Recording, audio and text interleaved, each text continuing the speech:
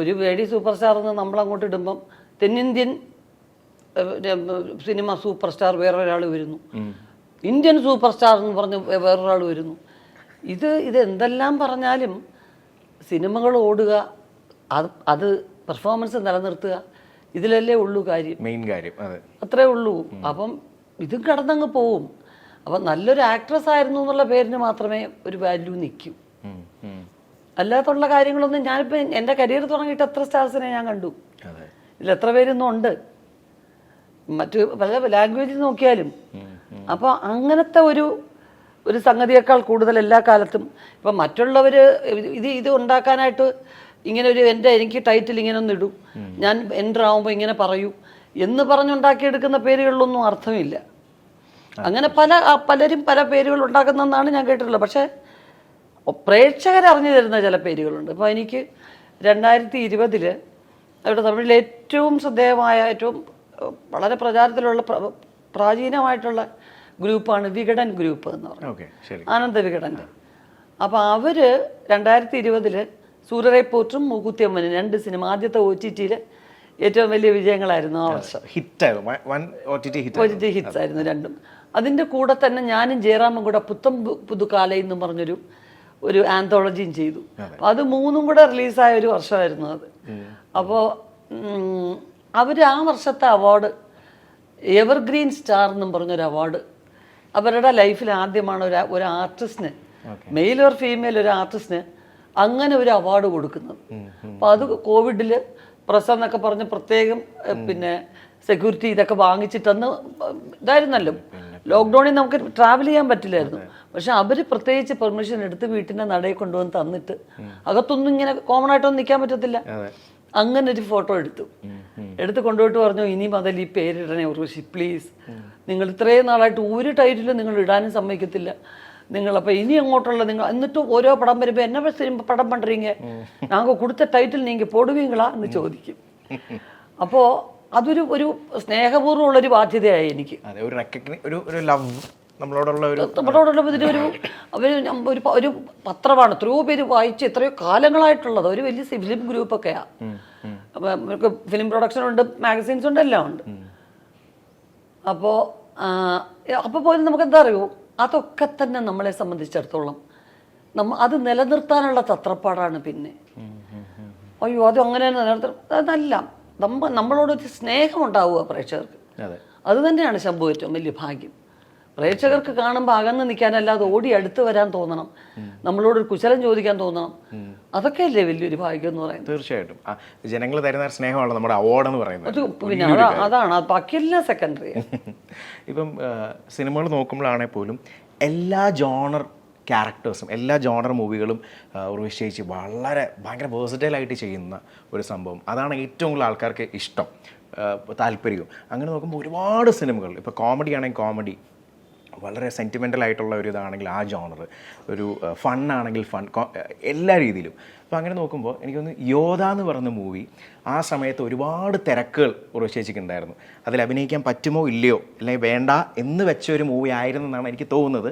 പക്ഷെ പിന്നെ എറണാകുളത്തേക്ക് വന്നപ്പോൾ ആ ഡിസ്കഷൻ വന്ന് ദമയന്തി എന്നുള്ള ക്യാരക്ടർ വന്നു. അത് ഭയങ്കര സ്വീകാര്യത കിട്ടിയൊരു ക്യാരക്ടറാണ്. ആക്ച്വലി അത് ചെയ്യണ്ടായിരുന്നു എന്ന് ഒരു ലാസ്റ്റ് മൊമെന്റ് വരെ ഉണ്ടായിരുന്നു. അത് ആ തിരക്കുകൾ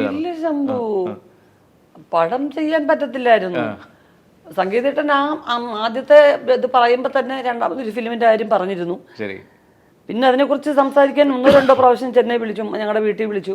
അപ്പോൾ അമ്മ പറഞ്ഞു നേപ്പാൾ വരെയൊക്കെ വന്ന് പടം ചെയ്യാന്ന് പറയുന്നത് ബുദ്ധിമുട്ടായിരിക്കും, കാര്യം ഇവിടെ കുറേ പടങ്ങൾ ചെയ്തുകൊണ്ടിരിക്കുകയല്ലേ, അത് ബാധിക്കും സംഗീതം, അതുകൊണ്ട് നമുക്കത് തൽക്കാലം വിട്ടേക്കാം, അടുത്ത പടം ആവട്ടെ. ആ ടീമിൻ്റെ ഫസ്റ്റ് ഫിലിം ഞാനാണ് ചെയ്തത്, ഞാൻ രഘുവരനും കൂടെ ചെയ്തത്. അങ്ങനെ വന്നു. പിന്നെ ഷൂട്ടിംഗ് നടന്നുകൊണ്ടിരുന്നപ്പോൾ ഞാൻ എറണാകുളത്തേക്ക് ഒരു ഷൂട്ടിന് പോകണം, എന്നാൽ ഇവിടം വരെ വന്നൊന്ന് ഇറങ്ങിയിട്ട് പോകും, ഇവിടുന്ന് വെച്ചപ്പോൾ ജസ്റ്റ് ഒരു ഗസ്റ്റ് അപ്പിയറൻസ് എങ്കിലും ചെയ്തിട്ട് പോകണമെന്ന് പറഞ്ഞു. അങ്ങനെ ഞാൻ ഷൂട്ടിങ്ങിന് പോകുന്ന എറണാകുളത്തേക്ക് പോകുന്ന വഴി ഷൊർണൂർ ഇറങ്ങി ഇത് അഭിനയിച്ചു, നേരെ പോയി. അത് പിന്നെ അതിനെക്കുറിച്ചുള്ള ഗൗരവമൊന്നും ചിന്തിച്ചില്ല. പക്ഷെ ആ ക്യാരക്ടർ പിന്നെ അങ്ങ് അതൊക്കെ സംഭവം ഇപ്പോഴാണ്. അന്നതിനെ അങ്ങോട്ടും ഇങ്ങോട്ടും പരസ്പര സ്നേഹവും ഒരു വിശ്വാസവും ഒക്കെ ഉണ്ടായിരുന്ന ഒരു കാലത്ത് നമ്മുടെ ടീമാണ്, അവർക്ക് വേണ്ടി നമ്മൾ പോയി ചെയ്യണം. അതിന്റെ പണമോ സാമ്പത്തിക ലാഭമോ ഒന്നുമല്ല. അങ്ങനെ എത്രയോ ഫിലിംസ് ചെയ്തിട്ടുണ്ട്. പക്ഷെ ഇന്ന് നിങ്ങളൊക്കെ കണ്ടാണത് അത് അത്രയും വാല്യൂ ഉണ്ടെന്ന് ഞാൻ അറിയുന്നു. അന്നത്തെ മീഡിയാസ് ഒന്നും അങ്ങനൊന്നും പറഞ്ഞിട്ടില്ല.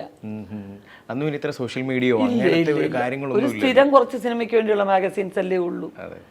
ശിവേട്ട അതുപോലെ തന്നെ ഷോർട്ട് ഫിലിം ഇതിനു മുമ്പ് ചെയ്തിട്ടുണ്ടായിരുന്നു. എനിക്ക് അതൊന്നും അത് റെക്കഗ്നിഷന് വേണ്ടി അവാർഡിന് വേണ്ടി തന്നെ പോയിട്ടുള്ള ഷോർട്ട് ഫിലിമുകൾ. അത് കഴിഞ്ഞ് എപ്പോഴാണ് ഈ ഒരു കോൺസെപ്റ്റ് ലൈക്ക് മൈൻഡിൽ ഉണ്ടായിരുന്നു? ലൈക്ക് ഇത് ഞങ്ങളെ സിനിമയുടെ ചിന്തയൊക്കെ ഇങ്ങനെ ആ യാത്രയിലാണ് ഇത് ചെയ്തത്. അതിന് മുമ്പേ തന്നെ ഈ തമിഴിന് വേണ്ടിയിട്ട് ഞങ്ങൾ ഈ പടം ചെയ്യണമെന്ന് വിചാരിച്ചിരുന്നതാണ്. ശരി.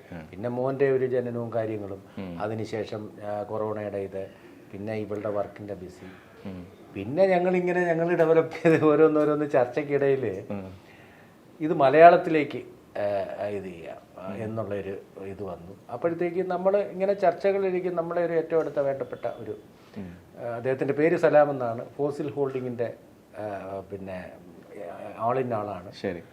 അദ്ദേഹവും ഞങ്ങളെ ഏറ്റവും അടുത്ത ഒരു ബന്ധുവാന്ന് തന്നെ പറയാം. അദ്ദേഹം ചർച്ചയിലാണ്, ചേട്ടാ ഇത് കൊള്ളാം, മലയാളത്തിൽ നമുക്കിത് എടുക്കണമെന്ന് പറഞ്ഞ് അങ്ങനെ ഇവളും എല്ലാം കൂടെ ഒരു ചർച്ചയ്ക്കിടയിലാണ് പിന്നെ ഇത് മലയാളം എന്നുള്ള തീരുമാനം വന്നത്. പിന്നെ നമുക്ക് ഇത്രയും കാലത്തെ ചർച്ചകളുണ്ടായിരുന്നു, ഞങ്ങൾക്ക് ഒരു ഡൗട്ടും ഇല്ലായിരുന്നു. പിന്നെ ഞാൻ നേരത്തെയും പറഞ്ഞിട്ടുണ്ട്, ആദ്യം കഥ എഴുതുമ്പോഴൊന്നും ഉർവശി ഒരു ജഗദമ്മയായിട്ട് നമ്മൾ മനസ്സിൽ ഞാനും അവളും കണ്ടില്ല. ആണോ? ഓക്കെ. ഇല്ല. പിന്നാണ് ജഗദമ്മയ്ക്ക് ഇത് ഒന്ന് ആലോചിച്ച് നോക്കുക, നമ്മളൊരു കഥ എഴുതുക, ജനങ്ങൾ ഇതെങ്ങനെ ഒരു സംഭവം കട്ട് ചെയ്യണ ഒന്നുകൂടത്തേക്ക് വേണോ? കുഴപ്പമില്ല. അപ്പോൾ ജഗദമ്മയ്ക്ക് കാരണം എല്ലാവർക്കും ഇഷ്ടപ്പെട്ട വേഷം ഉർവശിയുടെ.